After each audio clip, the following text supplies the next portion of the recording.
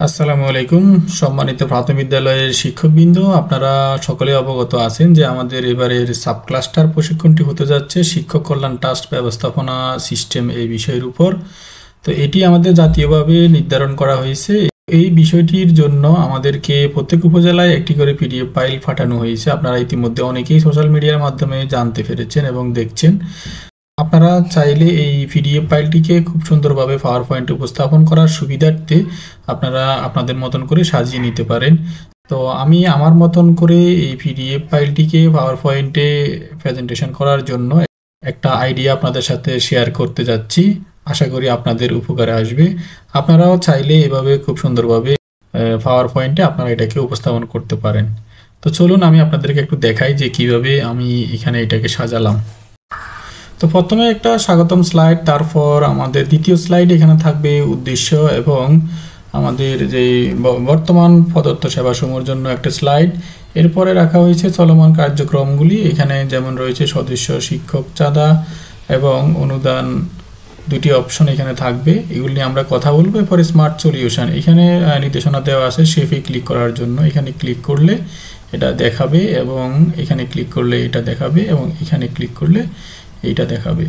আবার এখানে ক্লিক করলে এটা দেখাবে এবং সাথে সাথে এখানে আমাদের পরবর্তী পেজে যাওয়ার জন্য বা স্লাইডে যাওয়ার জন্য এখানে নেক্সট বাটন চলে আসবে। এখানে বাইরে ক্লিক করে যাওয়া যাবে না, নেক্সট ক্লিক করে এখানে আসতে হবে। সেমভাবে এখানেও যে শেপগুলি আছে শেপগুলির মধ্যে এখানে ক্লিক করলে এখানে লেখাগুলি শো করবে। এখানে ক্লিক করতে হবে, আবার এখানে ক্লিক করতে হবে। এভাবে এখানে প্রত্যেকটার মধ্যেই ক্লিক করে করে এটা আমরা দেখাবো এবং এগুলো নিয়ে আমরা আলোচনা করব এবং শেষে এখানে নেক্সট বাটনটা চলে আসবে। আবার এখানে নেক্সট বাটনে ক্লিক করতে হবে।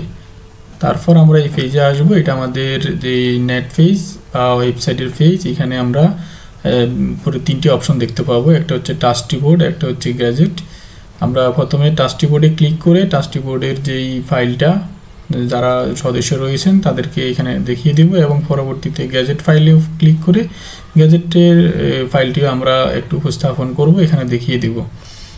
এরপর আমরা এটাকে ক্লোজ করে আমাদের মূল ওয়েবসাইটে এসে এখানে আমরা লগ ইনে ক্লিক করব বা এখানে আমাদের যে ওয়েবসাইটের যে লিঙ্কটা এখানে দেয়া আছে এই লিঙ্কে ক্লিক করে আমরা সরাসরি আমাদের ওয়েবসাইটে চলে যেতে পারবো।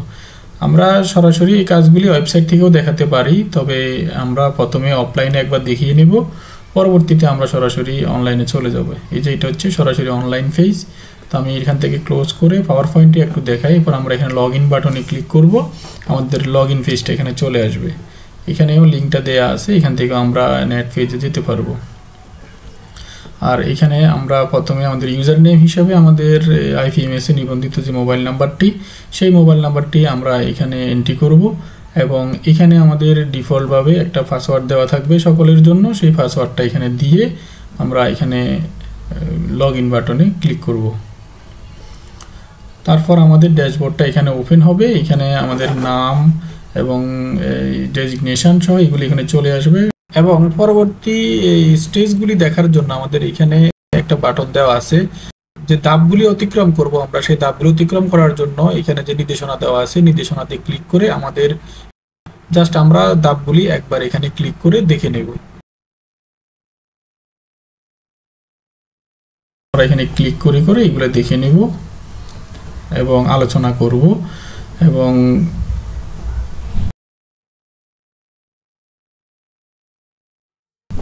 থার্ড স্টেজ এখানে ক্লিক করে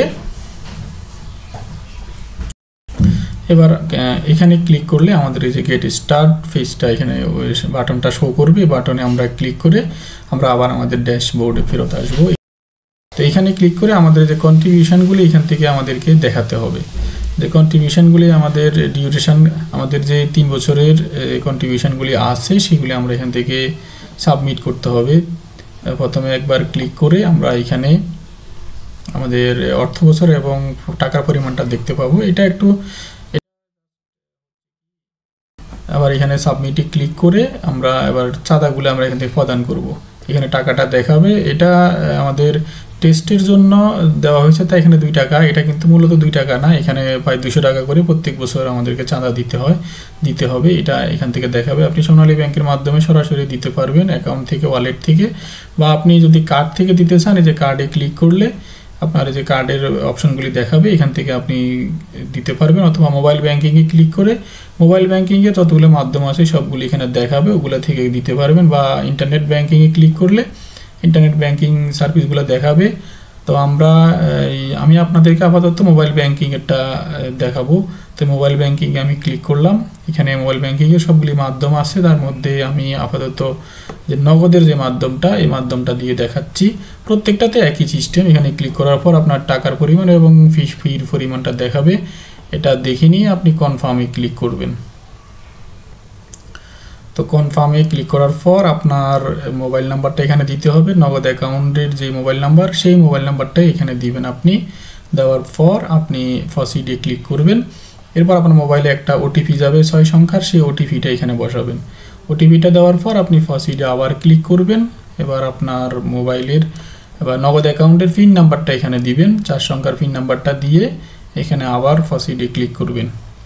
তখন দেখবেন আপনার অর্থ বছরের টাকা জমা হয়ে যাবে এবং এখানে যে ডিউ ইয়ার্স, এখানে 3-এর জায়গায় 2 হয়ে যাবে।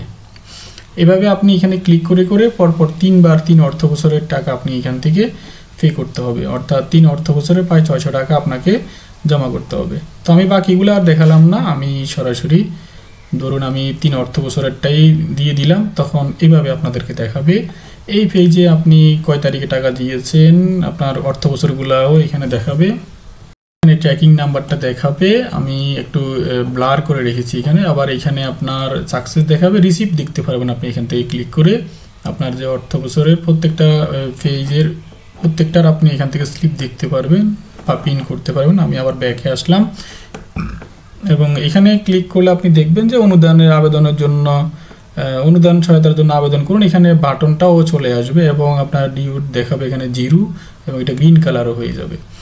তো আমি পরবর্তী পেজে যাওয়ার জন্য অনুদানের জন্য আমরা এখানে ক্লিক করব।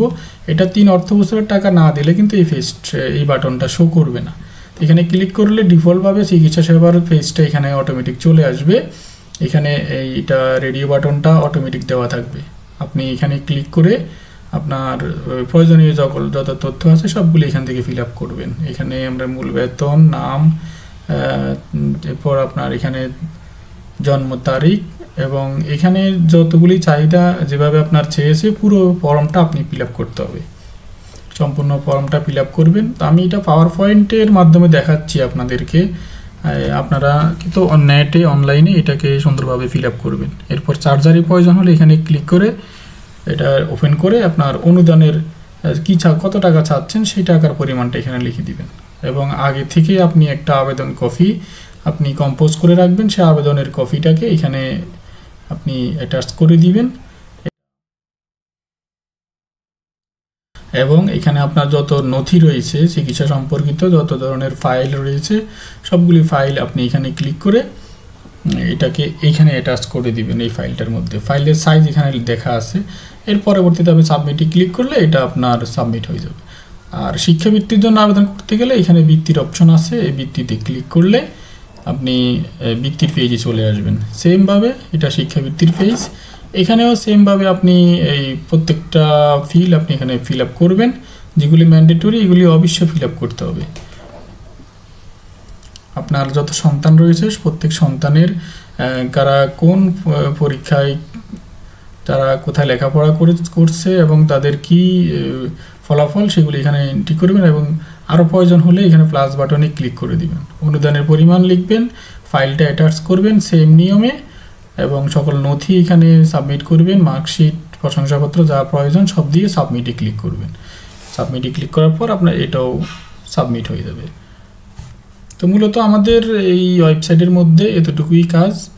এটা হয়তো আমাদের একটা অধিবেশন চলবে, পরবর্তীতে বাকি অধিবেশনগুলোর জন্য কিন্তু আমাদের ইউআরসি থেকে বা পিটিআই থেকে আরও কিছু তথ্যপত্র দিবে। আমাদের মূলত জাতীয়ভাবে আমাদের একটা অধিবেশন, এই অধিবেশনটা এইভাবেই আপনাদেরকে দেখাতে হবে। তো সেম কাজটা আপনারা চাইলে নেট থেকেও দেখাতে পারেন, একবারে পাওয়ার পয়েন্ট থেকে দেখাতে হবে এমন না।